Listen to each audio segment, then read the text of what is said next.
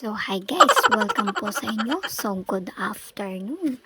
So, nandito na naman tayo sa hapon sa hapon. So, habang binibidyo call ko si mama ay nakatulog talaga siya guys. Siguro sobrang pagod talaga ni mama. So, shout out sa'yo mama. Ang cute mo pa rin matulog. So, love you much.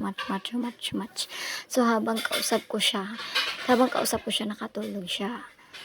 Uy, gising, gising. Ano? Patulog ka naman. Uy.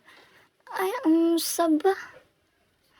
Nakatulog siya, guys. So, ayun, guys. Habang nakatulog si mama ay naghugas ako ng plato. So, pagkatapos ko pala maghugas ng plato, guys. So, pagbalik ko, katulog pa rin. Sabi ko sa kasamahan ko, tignan mo si mama nakatulog. Grabing tawa niya, guys. So, ayan lang. Grabe siyang